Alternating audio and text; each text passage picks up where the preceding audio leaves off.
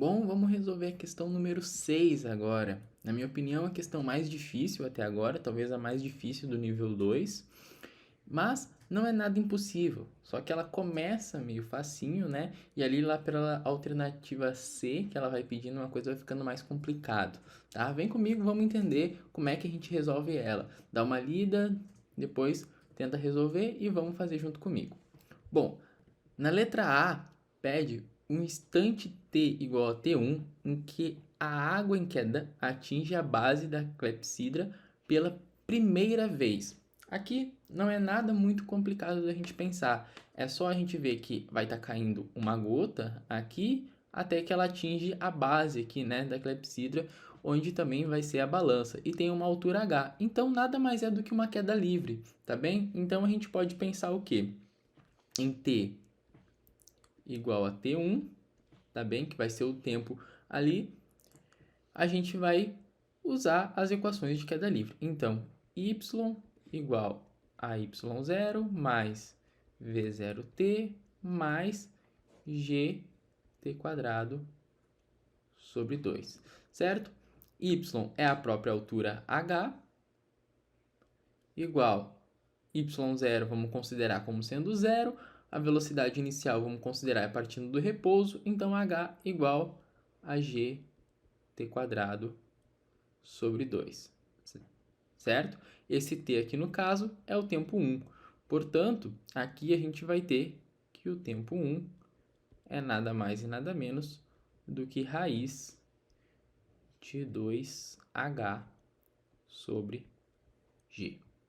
Então, essa seria a nossa alternativa A. Vamos para a alternativa B. A alternativa B pede, então, o tempo que demora, né, o instante de tempo para a última vez, tá bem? Então, quando for a última gota aqui, a gente tem que pensar o quê? Que já vai ter passado o tempo T1, que é o tempo da primeira gota, mais um tempo T2, que é exatamente o momento em que a última gota abandona a parte de cima. Então, o tempo final aqui para gente vai ser o tempo T1 mais o tempo T2, tá bem?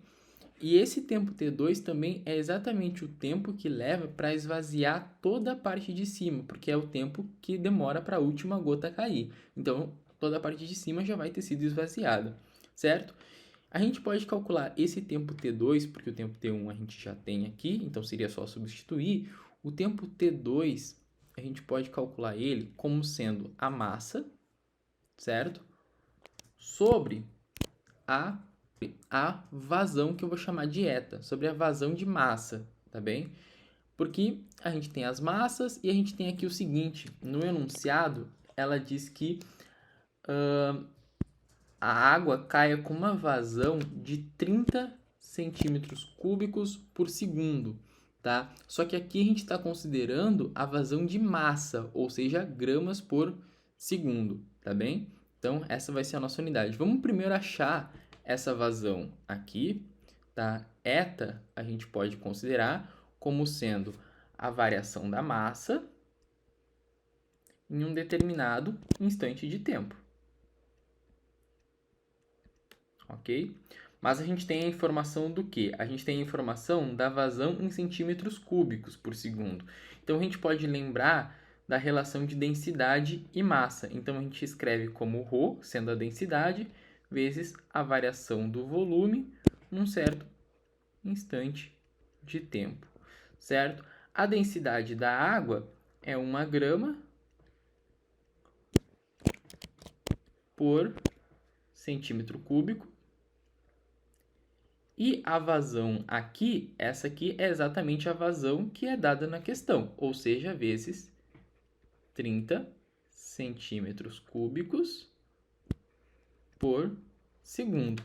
Aqui a gente já consegue perceber que centímetros cúbicos cancela com centímetros cúbicos e a gente volta a ter, então, 30 gramas por segundo, que é exatamente a vazão de massa, ou seja, está caindo 30 gramas a cada segundo. A gente volta aqui e substitui nesse valor aqui.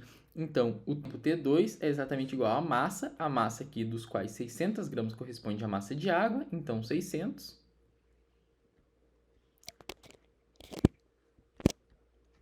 Dividido por 30 gramas por segundo. Portanto, a gente tem que isso é exatamente 20 segundos. Então, demora 20 segundos, tá? O tempo T2. O tempo final é T1 mais T2. Aqui começa o primeiro empecilho da formulação da questão, tá? A gente não tem o valor da altura, portanto, não tem como a gente determinar o tempo T1.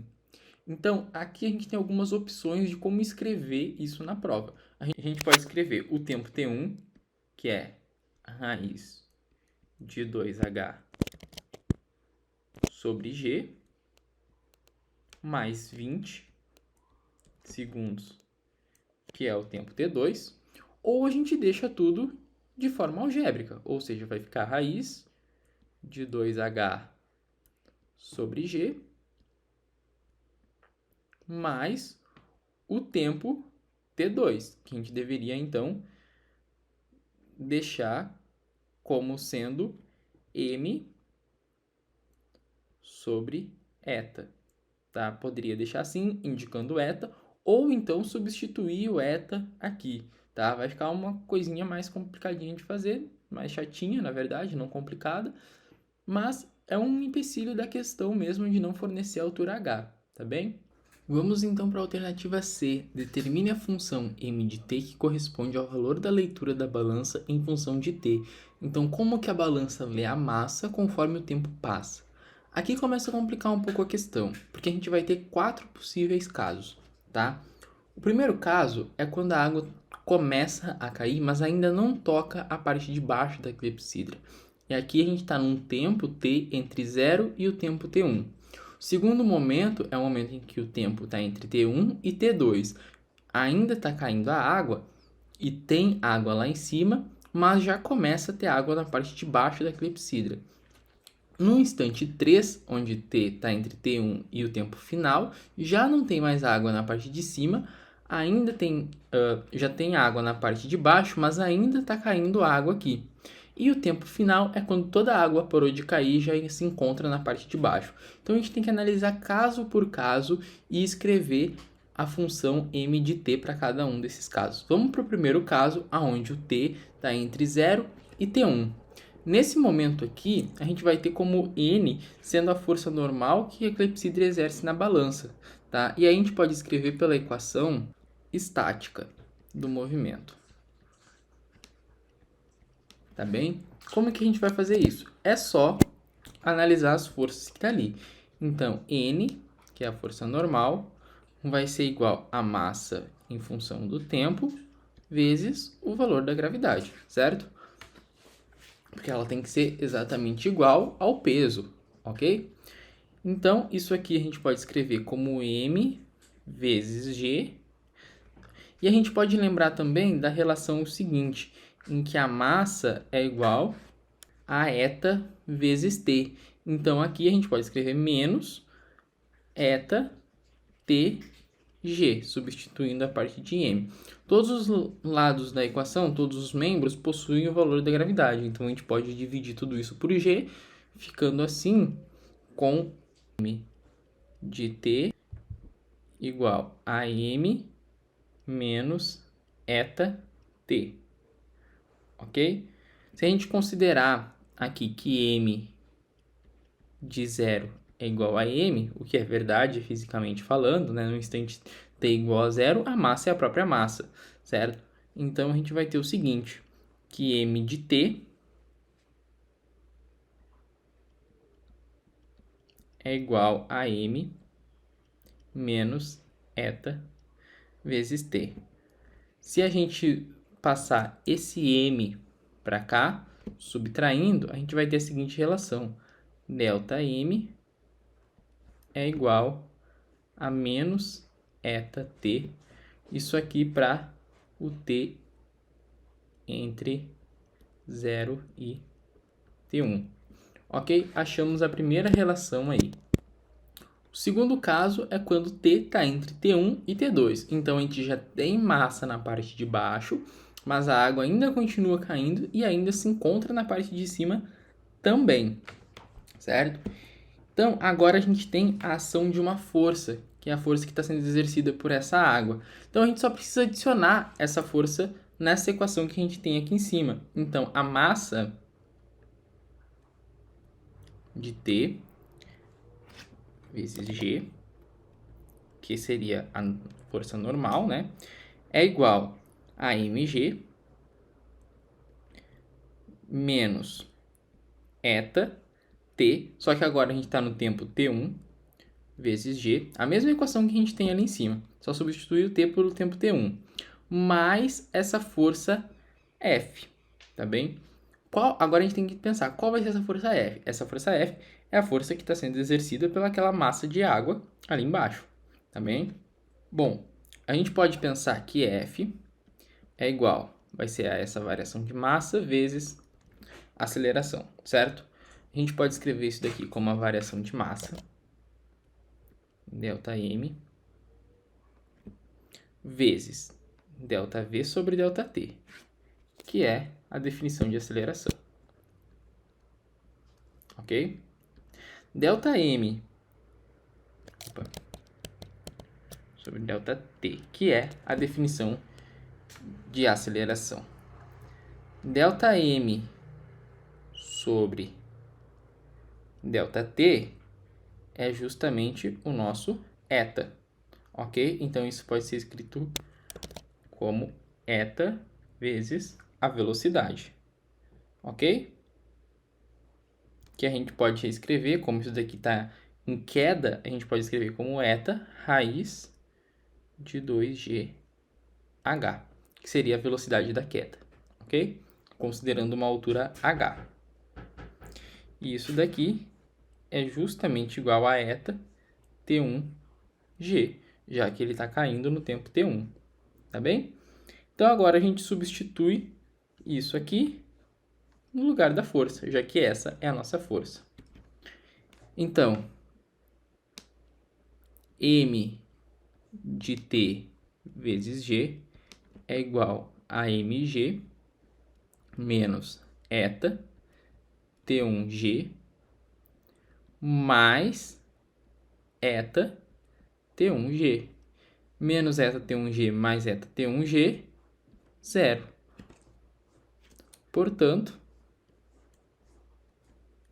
m de tg é igual a mg, e a gente pode reescrever isso como m de t igual à própria massa m, quando a gente considera o tempo entre T1 e T2.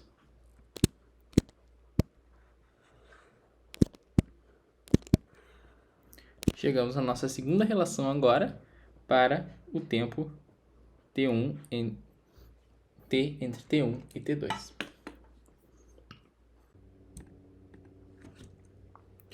No instante T entre T2 e o tempo final, então a gente deve considerar a força F exercida pela água na queda e descontar o peso da água em queda, né? Então, no instante T, a massa de água restante vai ser o quê? Vai ser eta de TF menos T1. Então, a equação vai ser a mesma equação que a gente estava usando, só agora adaptar a essa nova massa. Então, vai ser m de TG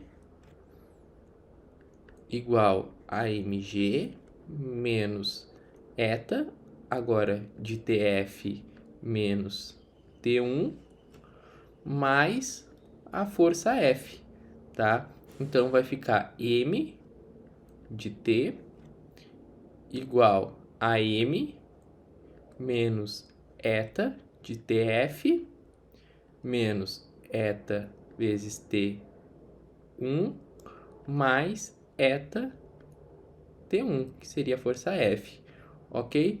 E aqui a gente pode reescrever isso daqui como m de T igual a m mais eta, que multiplica T menos T2. Isso aqui, então, para T entre T2 e TF. Próximo que a gente tem que analisar, então, por fim, é T maior que o tempo final. Tá? Para o tempo T maior que o tempo final, toda a água já está em repouso no compartimento, tá? Que é esse tempo aqui. Então, toda a água já está aqui embaixo em repouso. Então, agora fica fácil, né? Porque a massa vai ser a massa total. Então, M de T é igual a M. Ou a gente pode reescrever isso aqui como delta M, em função do tempo, né? Igual a zero. Isso aqui para T maior que TF, tá?